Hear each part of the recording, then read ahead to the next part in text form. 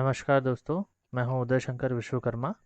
आज हम समझने वाले हैं जीएसटीआर 3B कैसे फाइल करना है। बिजी सॉफ्टवेयर से हम उसे कैसे जनरेट करेंगे जेसन फाइल को, और कैसे हम जीएसटी के पोर्टल में उसे अपलोड करेंगे, कैसे क्रॉस चेकिंग करेंगे, चालान कैसे हम क्रिएट करेंगे। तो ये सारी जानकारी हम आज के ट्रेनिंग वीडियो में समझने वाले हैं। तो आइए स्टार्ट करते हैं। तो सबसे पहले हमें गूगल क्रोम ओपन करना होगा। गूगल क्रोम ओपन करने के बाद हमें जीएसटी की वेबसाइट पर जाना है। जीएसटी की वेबसाइट है www.gst.gov.in। इस पर हम लॉगिन करेंगे। हमारी जो यूज़र आईडी और पासवर्ड होगा वो हम यहाँ पर लॉगिन करने पर टाइप करेंगे। तो लॉगिन पर हम क्लिक करेंगे तो यहाँ पर हमें यूज़र नेम और पासवर्ड मांगेगा। उसके अलावा उसमें हमें एक कैप्चा भी बार बार चेंज होता रहता है, वो कैप्चा हमको देखकर फिलअप करना होता है, वो भी हम इसमें फिलअप करेंगे। तो यहाँ पर यूज़र नेम हमसे मांग रहा है, तो हमारा यूज़र आईडी जो भी होगा आपका, वो आप यहाँ पर टाइप करेंगे। उसके बाद पासवर्ड भी आपके पास होगा, यहाँ पर आप पासवर्ड टाइप कर देंगे। पासवर्ड टाइप करने के बाद यहाँ नीचे जो कैप्चा दिया हुआ है, कैप्चा आप देखेंगे क्या लिखा हुआ है, ये हर बार चेंज होता रहता है। और यहाँ पर फिलअप करने के बाद लॉगिन बटन में आपको क्लिक करना होगा। क्लिक करने के बाद आपका पोर्टल कुछ इस प्रकार से दिखाई देगा। रिटर्न डैशबोर्ड में हम क्लिक करके अपना रिटर्न फाइल करने जाएंगे। चालान यदि क्रिएट करना है तो हम चालान क्रिएट में क्लिक करते हैं। एनुअल रिटर्न फाइल करना है तो आप एनुअल रिटर्न फाइल में क्लिक करेंगे। कोई नोटिस यदि आपको आया है तो आप रिव्यू नोटिस में जाकर देख सकते हैं। तो अभी हम रिटर्न डैशबोर्ड में क्लिक करके रिटर्न फाइल करने के लिए हम प्रोसेस करेंगे। तो यहाँ पर फाइनेंशियल ईयर का ऑप्शन दिया हुआ है, किस फाइनेंशियल ईयर का रिटर्न फाइल कर रहे हैं। ये पूरे प्रीवियस फाइनेंशियल ईयर भी आप यहाँ से रिटर्न देख सकते हैं।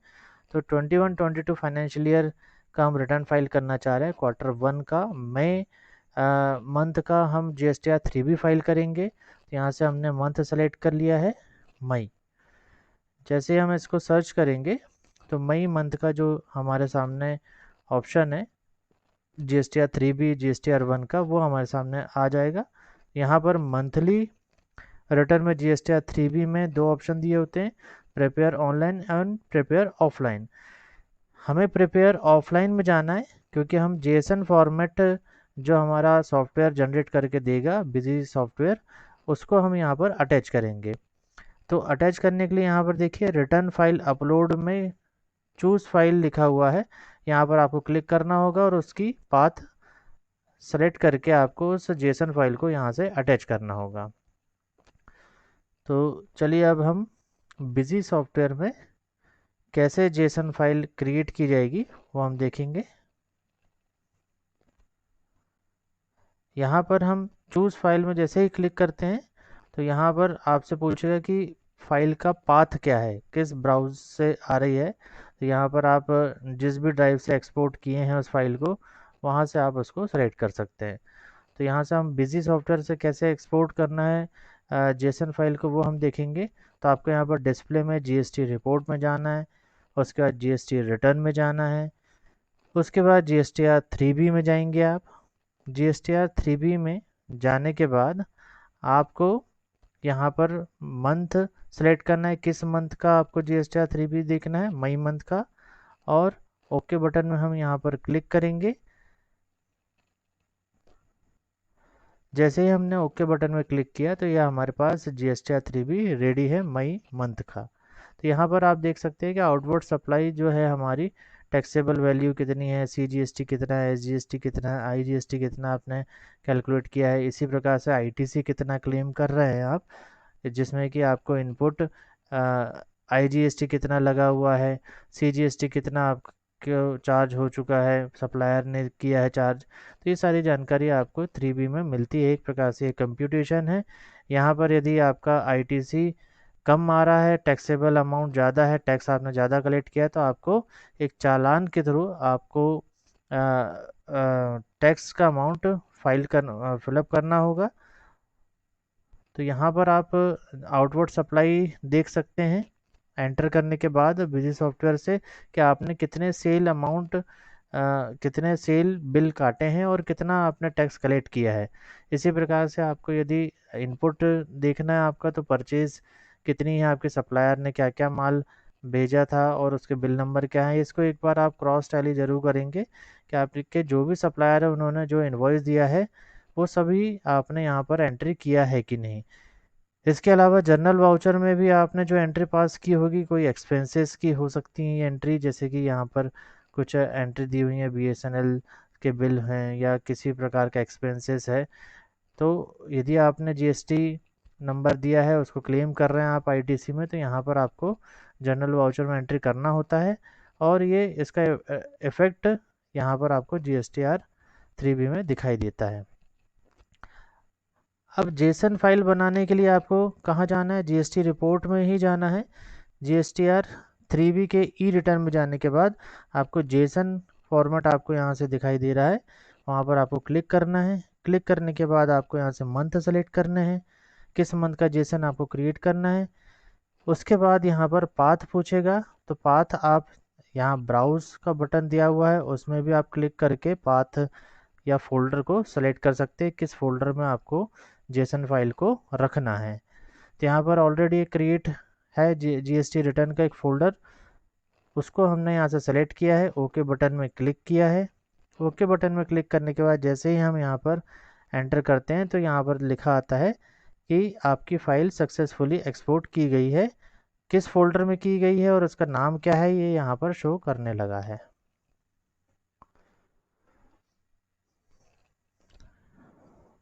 अब ये फाइल हमें देखना है तो आप माय कंप्यूटर में जाने के बाद डी ड्राइव में जाएंगे, जिस फोल्डर में एक्सपोर्ट की गई है उस फोल्डर को ओपन करेंगे तो कुछ इस प्रकार से ये फाइल दिखाई देती है। सबसे पहले जीएसटी नंबर दिखाई देता है, किस जीएसटी नंबर के अगेंस्ट ये फाइल जनरेट हुई है, किस मंथ के लिए हुई है, किस सन के लिए हुई है और क्या रिटर्न है, तो GSTR 3B रिटर्न है, उसका जेसन फॉर्मेट किस डेट को किस टाइम में एक्सपोर्ट की गई है, ये सारी डिटेल आपको यहाँ से मिल जाती है।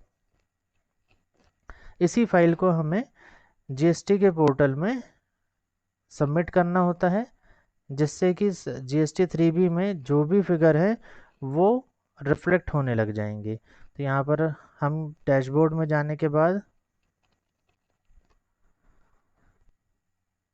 फाइल रिटर्न में जाएंगे। फाइल रिटर्न में जाने के बाद आपको फाइनेंशियल ईयर सेलेक्ट करना होगा, क्वार्टर सेलेक्ट करना होगा, अगेन हमें मई मंथ देना होगा।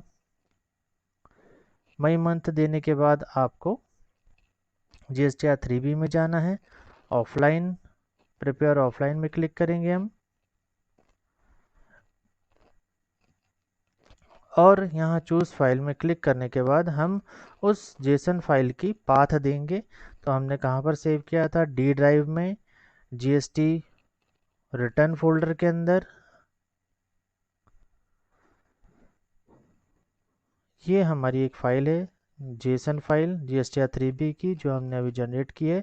इसको ओपन करके हम यहाँ क्लिक करेंगे तो यहाँ पर ये प्रोसेस्ड हो चुकी है।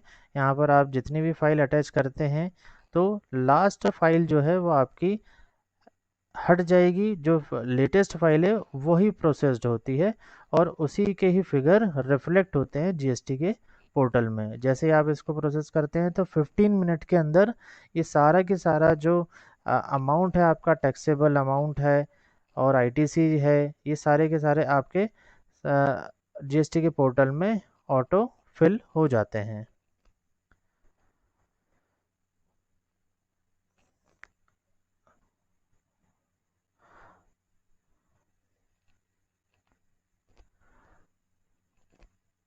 दोबारा हम GSTR 3B में जाएंगे, अगेन आपको वही प्रोसेस करनी है, फाइनेंशियल ईयर सेलेक्ट करना है, उसके बाद मई मंथ सेलेक्ट करना है।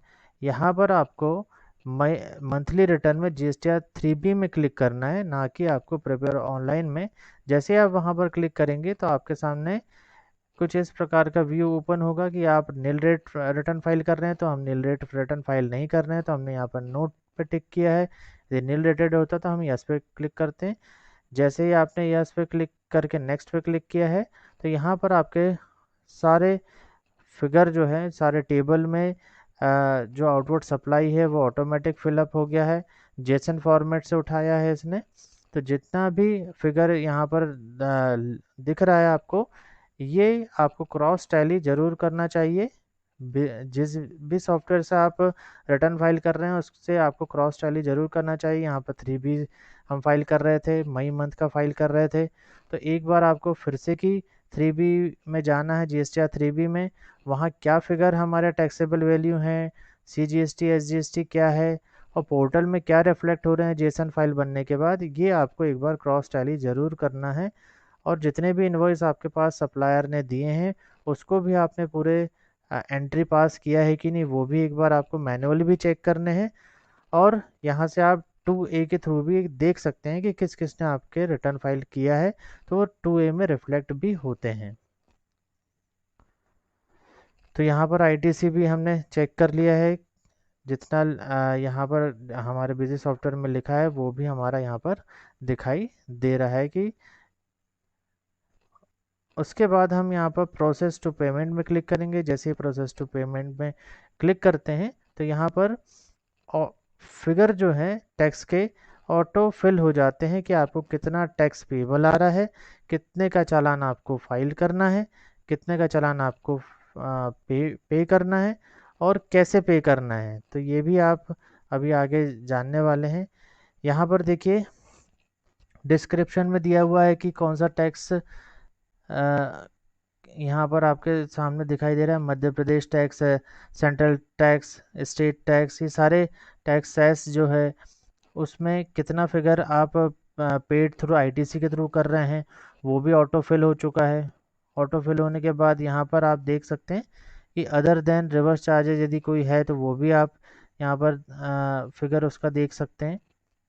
और कितना आपको चालान की ज़रूरत लग रही है, कितना आपको टैक्स निकल रहा है, कितना पेबल आ रहा है, वो हम यहाँ पर लास्ट के ऑप्शन से देखते हैं कि एडिशनल कैश रिक्वायर्ड में आपको यहाँ पर दिखाई देता है कि कितने कैश की ज़रूरत आपको पड़ रही है, कितना पेबल आपका टैक्स आ रहा है। तो उसके लिए आपको यहाँ पर क्रिएट चालान में क्लिक करना होगा, और ये उस ट्रेजरी अकाउंट में उतना अमाउंट डिपॉजिट करना होगा। उसके लिए आपको क्रिएट चालान में क्लिक करेंगे। क्रिएट चालान में जैसे ही आप क्लिक करते हैं तो आपके सामने GST पोर्टल में एक चालान क्रिएट होगा।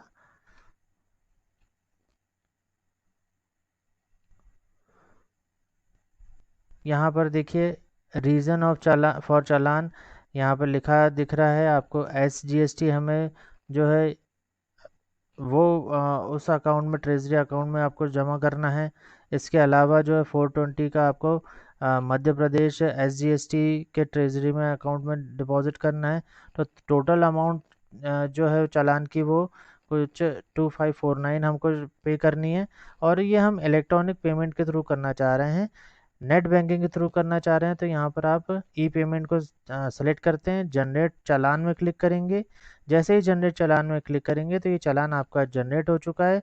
CPIN नंबर आपका जनरेट हो चुका है, चालान की डेट, टाइम और चालान का एक्सपायरी डेट ये भी मेंशन होती है, और किस हेड पर आप पेमेंट कर रहे हैं वो भी आपका आता है। तो हम नेट बैंकिंग के थ्रू पे कर रहे हैं। जिस बैंक से भी आपका नेट बैंकिंग है उसको आपको सेलेक्ट करना है और टर्म्स एंड कंडीशन में टिक करना है। तो मेरा है यूनियन बैंक ऑफ इंडिया। यहाँ पर हम टर्म्स एंड कंडीशन में क्लिक करते हैं, मेक पेमेंट में हम क्लिक करेंगे। जैसे ही मेक पेमेंट में क्लिक करते हैं तो ये आपका यूनियन बैंक का नेट बैंकिंग ओपन होगा और उसके थ्रू आपका चालान पेड किया जाएगा। यहाँ पर मैं अपना यूज़र आईडी लिखेंगे, उसके बाद कुछ क्वेश्चन होंगे उसका आंसर हमें यहाँ पे फिलअप करना होगा। पासवर्ड जो भी होगा वो आप अपना यहाँ पर फिलअप करेंगे। OTP जो आता है, यदि आप यूनियन बैंक के कस्टमर है तो कुछ ये सेम प्रोसेस आपको फॉलो करनी होगी। और यहाँ पर आप OTP फाइल का फिलअप करेंगे। आपके मोबाइल जो रजिस्टर्ड मोबाइल में OTP आता है वो OTP आपको यहाँ पर फिलअप करना होता है। तो OTP आने के लिए थोड़ा सा वक्त ज़रूर लगता है, कुछ 10-20 सेकेंड लग सकते हैं आपको OTP आने के लिए। कभी कभी ये जल्दी भी आ जाता है। तो यहाँ पर मेरे पास OTP आ चुका है।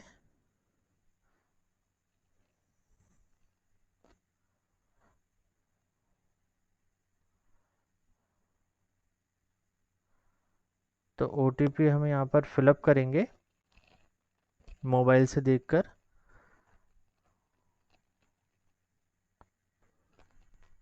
और कंटिन्यू बटन में हमको क्लिक करना है।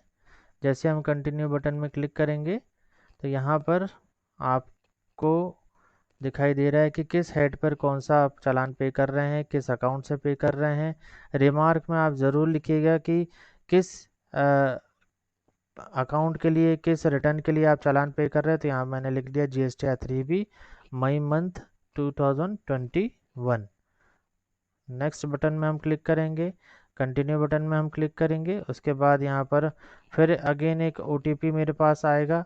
वो OTP मैंने यहाँ पर टाइप कर दिया है, और जो भी मेरा ट्रांजेक्शन पासवर्ड होगा वो मैं यहाँ पर ट्रांजेक्शन पासवर्ड में टाइप करने के बाद नेक्स्ट बटन में क्लिक करूँगा।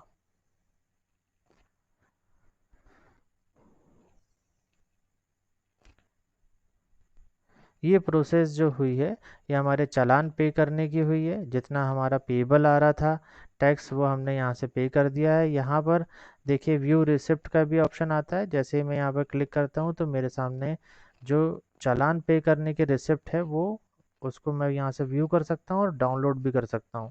तो डाउनलोड करके ज़रूर रखिएगा आप जितने भी चालान यदि आप पे करते हैं और जितने भी रिटर्न आप फाइल करते हैं, चाहे GSTR 1 हो या GSTR 3B हो या GSTR 9 हो, ये सारे के सारे आप यदि रिटर्न फाइल करते हैं और इसकी अलग से फाइलिंग करते हैं तो आपको बहुत मदद मिलती है। यदि आपको क्रॉस चेकिंग करनी है या आपका डेटा लॉस हो गया है उसके थ्रू भी आपको इस रिटर्न, इस चालान के थ्रू या इस रिटर्न के थ्रू एंट्री करना है तो बहुत इससे हेल्प आपको मिलेगी। तो आप जितने भी चालान यदि आप फाइल करते हैं, रिटर्न फाइल करते हैं, तो आपको डाउनलोड ज़रूर करना चाहिए। तो यहाँ से आप देख सकते हैं उसको डाउनलोड कैसे किया जाता है। और डैशबोर्ड में हम यहाँ पर फिलअप क्लिक करते हैं तो यहाँ पर आप कैश क्रेडिट लेजर में आप देख सकते हैं कि इसका इफेक्ट आ चुका है। इसके बाद अभी ये रिटर्न हमारा फाइल नहीं हुआ है। अगेन हम पोर्टल में जाएंगे, मई मंथ सेलेक्ट करेंगे, Q1 सेलेक्ट करेंगे, सर्च करेंगे, GSTR 3B में हमको क्लिक करना होगा। जैसे हम यहाँ पर क्लिक करते हैं तो प्रोसेस आपको वहाँ तक फिर से की करनी है, क्योंकि अभी हमने केवल चालान पे किया है। चालान पे करने के बाद मेक पेमेंट में हमको क्लिक करना होगा। प्रोसीड टू पेमेंट में हम क्लिक करेंगे। प्रोसीड टू पेमेंट में क्लिक करने के बाद यहाँ पर आप देख सकते हैं रिक्वायर्ड कैश का कॉलम में कितनी कैश आ रही है। यदि ज़ीरो आ रही है तो आपको कोई चालान पे करने की ज़रूरत नहीं, क्योंकि हमने ऑलरेडी एक चालान पे कर दिया है जिसका कि इफ़ेक्ट आपके कैश लेजर पे आ चुका है पोर्टल में। यहाँ पर अब आपको मेक पेमेंट में क्लिक करना है। मेक पेमेंट में क्लिक करेंगे।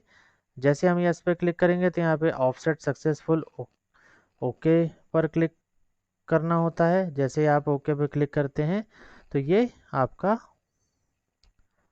प्रोसेस टू फाइल में हमको बाद में क्लिक करना होगा।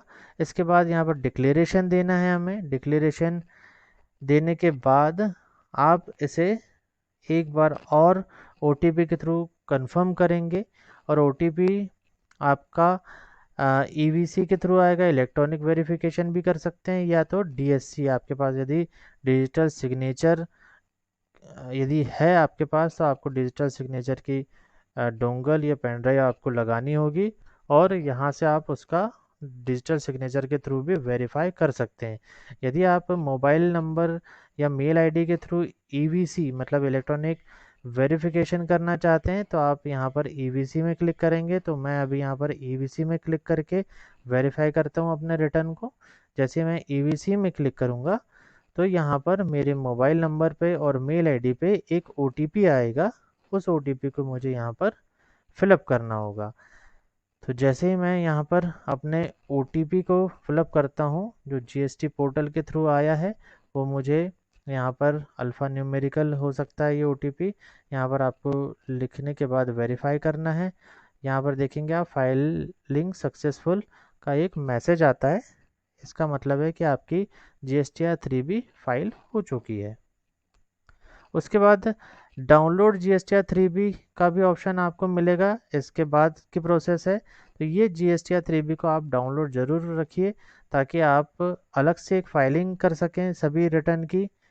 आपके GSTR 3B, GSTR 1 जितने भी रिटर्न्स आप फाइल कर रहे हैं उनको आप यहाँ से डाउनलोड करके प्रिंट करके ज़रूर अपने पास अलग से एक फाइलिंग करके रख सकते हैं। तो आपने देखा GSTR 3B कैसे रिटर्न फाइल करते हैं। नेक्स्ट वीडियो जिसमें कि हम आपको बताएंगे GSTR 1 कैसे फाइल करा जाता है, इसके लिए आप मेरे YouTube channel Ascent Software and Customization को सब्सक्राइब ज़रूर करें और बेल आइकॉन में क्लिक करें। धन्यवाद।